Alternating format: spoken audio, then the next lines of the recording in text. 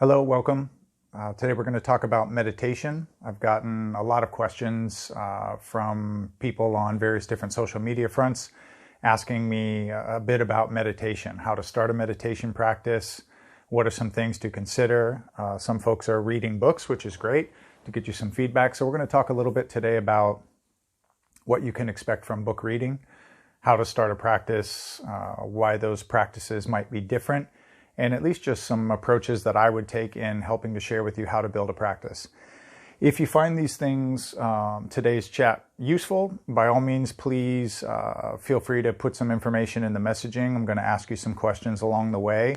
And if several of you are appreciating this and enjoying it and you'd like to try to do more, I will step in deeper and we'll try to see if we can help build a practice.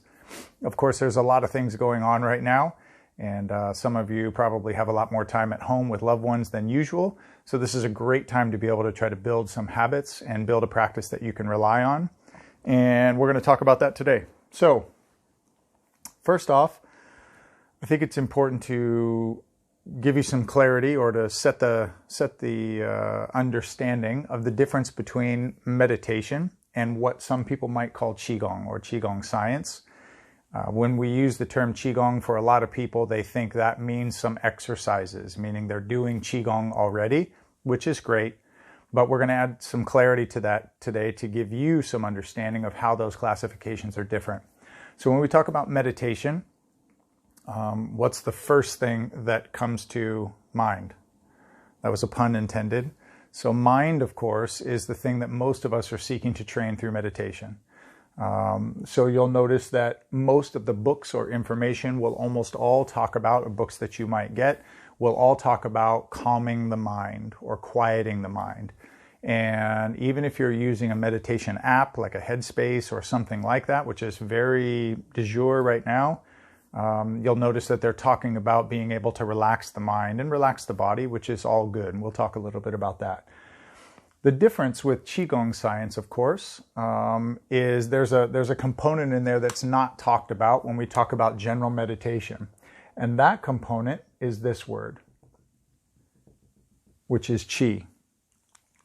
Gong, of course, is effort over time in training a thing. So Gong is like the effort you put in to do something successfully. It's typically attributable to arts, which of course is, poetry, painting, martial arts, etc., but can apply to many different things. But Gong is really effort over time. Qi, of course, for us from a scientific perspective, is bioelectricity. So without making any of you uncomfortable about what Qi is, we don't need to talk a lot about that. But just know from our perspective, Qi is bioelectricity.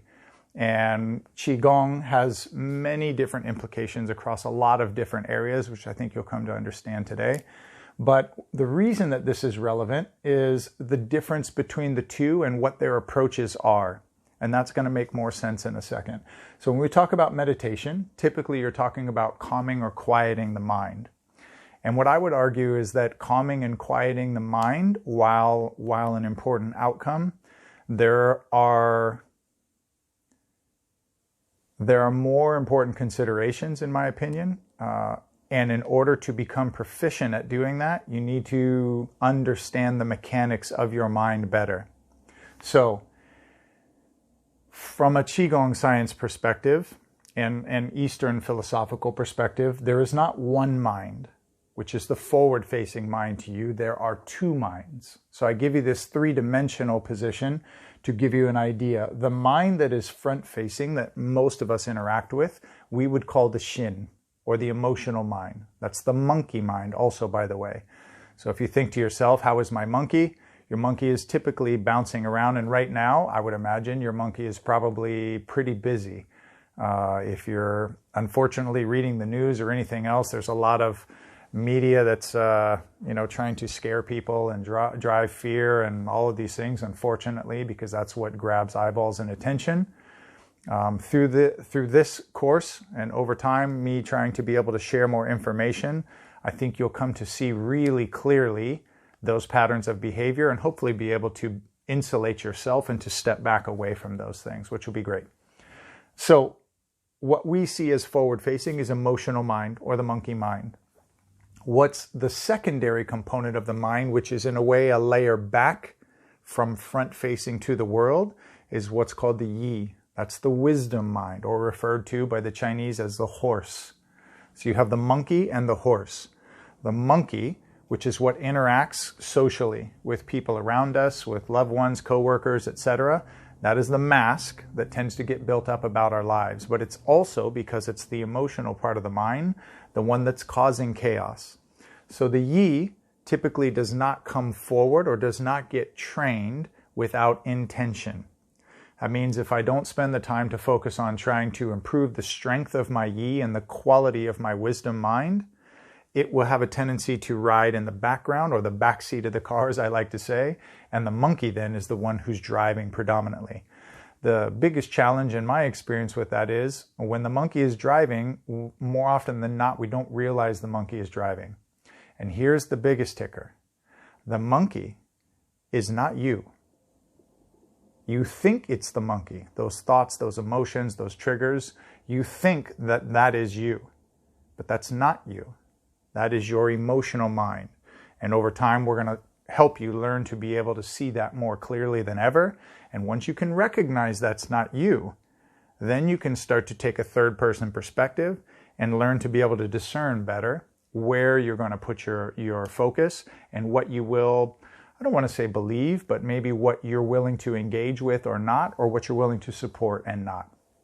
So this gives you an idea of the difference between the two. We're talking about Qi, and one of the things that's important about that is through our meditative practice and bringing the wisdom mind forward, we want to be able to start to understand what's going on with the mechanics of the mind so that we can start to alter those and improve what we're trying to do for the body. So now I'd like to shift gears just a little bit and talk to you about why that might be. So first off, I think this is a really important point. Most of the books and things that you might find are going to, or the apps or things that are on your phone are typically going to jump right into the how. Here's how you do it. Sit down and quiet your mind. Here's how it goes. Press play on the app, close your eyes, sit in a comfortable place and listen. So it's all about how. And that's great. It's certainly better than nothing at all. But how doesn't have a lot of staying power unless you're incredibly rigorous about how you continue to follow through. See that I threw another how in there. So typically it's how do you do a thing. Then maybe they'll tell you what it is that you're doing. More often than not, they do not. But the why is almost always left out. And the reason is because for some of us, we don't want to know the why. It's just too busy. It's too much stuff. Just tell me how to do it and I'll just do it and we can get on with it. And that's okay if you're that type of person. But that why becomes really important because historically speaking, the things that we stick to the most in life are things that have pull power. That means that the why for us, the reason we do a thing becomes so strong, it's what pulls us into repetitive behavior. It pulls us forward into action.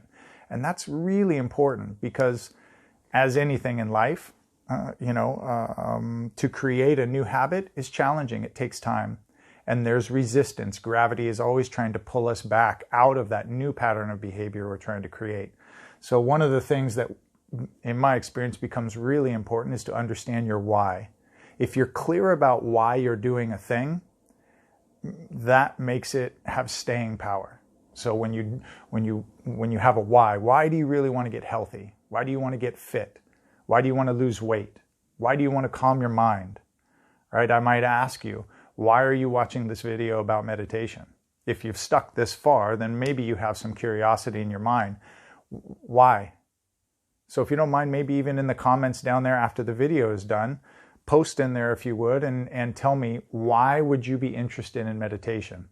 And I think that's really telling as well. There's no right or wrong answers, but the why is important. And if your feeling is, I don't know, it sounds interesting, I have friends I know, etc., then that's an opportunity to become clearer about the why. And once you understand what meditation can do for you, that becomes alluring.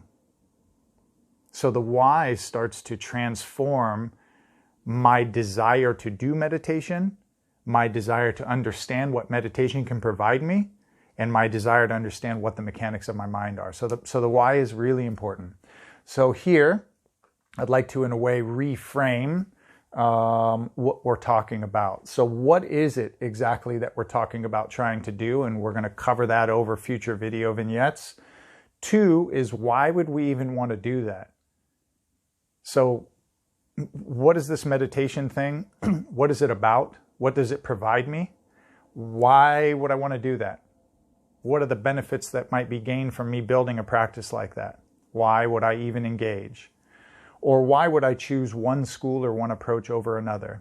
And then when I'm clear about that, then I can focus on the how. And let me turn this around on you for a second. My wife and I often joke about the idea there are kind of 2 different types of people, right? There are people who shoot first and ask questions later.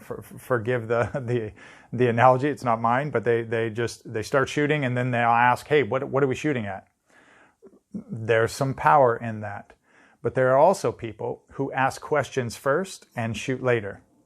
These are typically kind of 2 different spectrums. This is the shoot first, ask questions later. If we ask questions at all, we might just be shooting, so to speak. This group here, though, is about asking questions. What is this? What are you talking about? And I hope if you're listening, that would be your type of person.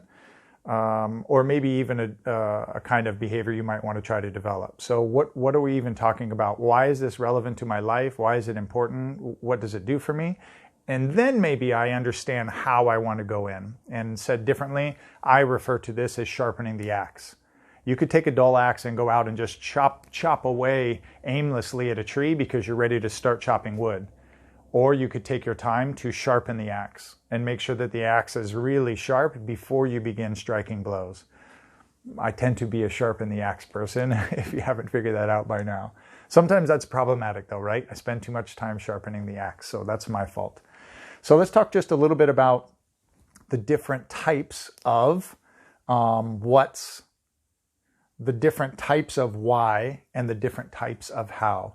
So there are 4 different primary schools in Qi Gong science that have thousands of years of pretty rigorous traditional history that's been written down. Many different people have approached it. The first is medical Qi Gong. So medical Qi Gong is specifically focused on healing aspects of the body. Martial Qi Gong is specifically focused on improving fighting prowess.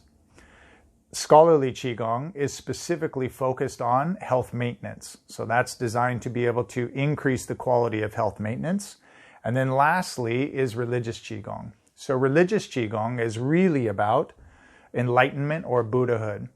So that religious approach is the one that most of us associate around Qigong. That is, for me to be able to reach enlightenment or reach Buddhahood, which is something that's very far for most of us to try to accomplish, but is a meaningful approach to get there. So these are all organized around Qigong science, but they all have one fundamental thing in common, which is meditation. So the approach of meditation, and specifically how they use Qi and how they use meditation in order to be able to develop these things at a high level. So this starts to then funnel down into, what's my approach going to be? Well, each of these can take a long time to learn and develop and become really proficient at, but I need to understand what I'm doing first.